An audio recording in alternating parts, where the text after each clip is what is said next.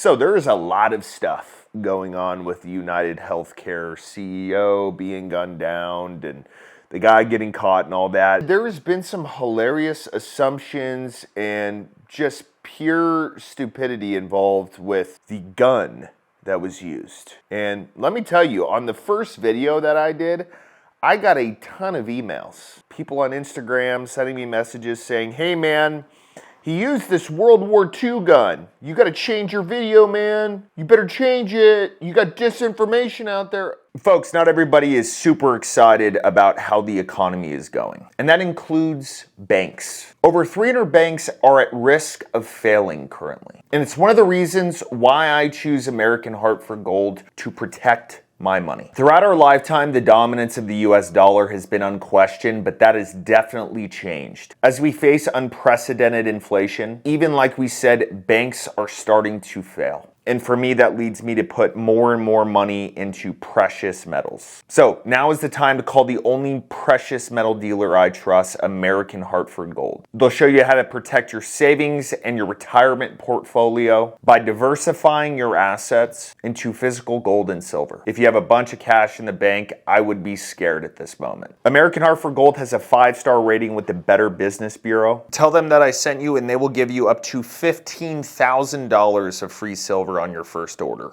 So call now, 844-940-0662 or text HEAVY to 65532. Make sure that your savings and retirement are protected with American Hartford Gold. No one else is going to offer that kind of protection, especially not banks.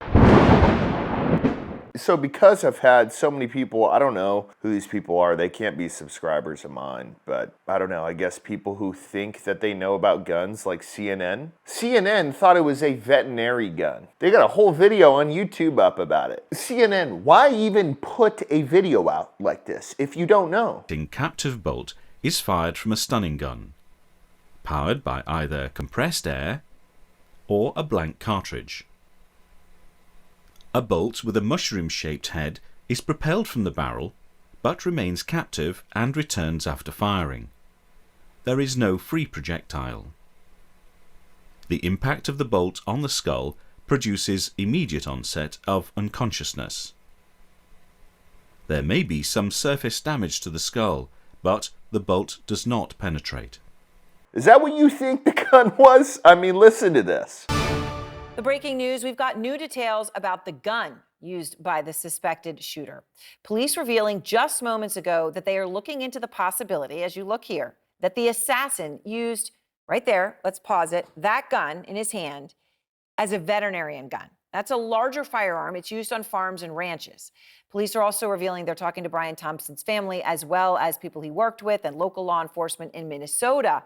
They're saying so far they don't have any indications that the killing had anything to do with his personal life. Back with me now, the former Boston Police Commissioner Ed Davis and former NYPD Detective David Sarney. Okay, obviously, this is at this point moving very quickly here on this Friday night. Ed, can I just start with you? This gun, and we were freeze framing it there. We've heard about it, that there were a couple of jams, right, that might have had to do with the silencer so far, but now this new reporting, a larger sort of rifle used to put down animals on farms.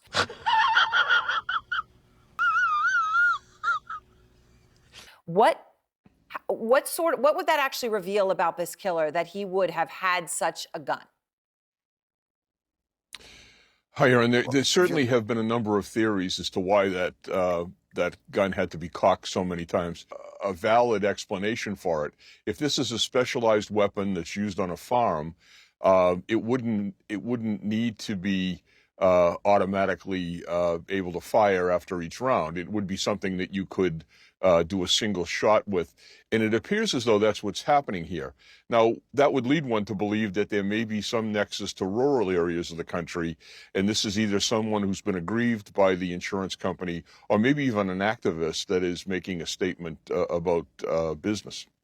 Right. So, David, this is obviously new information, but can I just ask you your instinct on how hard it would be to obtain something like this? And I guess to state the obvious, I don't want to say a normal person because we're not talking about a normal person, but it isn't obviously the first, second, or even third, or even 15th kind of thing you'd think of in terms of a gun, right? It is very specific, right?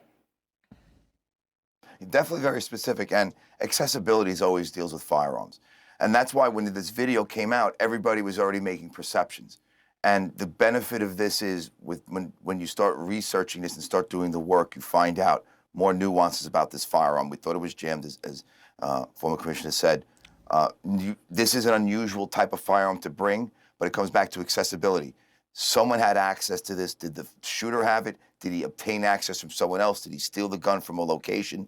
And there is some slight of proficiency in utilizing the firearm. So is he the one that owned that gun? Well, you guys are just out of your minds. This is what a gun looks like that's used on a ranch. How do I know this? Because I ranched when I was a younger man. I have buddies who still own ranches, who run cattle. So you guys are stupid and you should stop talking. But then we kind of go into the World War II gun, where it's this gun where you shoot it, you have to pull out the back, twist it, and then shove it back in, right? And this was the most common thing that I've seen on the internet, was people were like, oh man, it had to have been this gun. And once again, I think it comes from people who don't understand firearms, because if you look at the video and you look at how he's pulling back the slide, there is no twisting motion. He's just yanking it back. And then we get to another question, and I missed this on my first video I did with this. I thought all of them were malfunctions, but examining the video closer, it doesn't look like the first couple were malfunctions. It looks like he had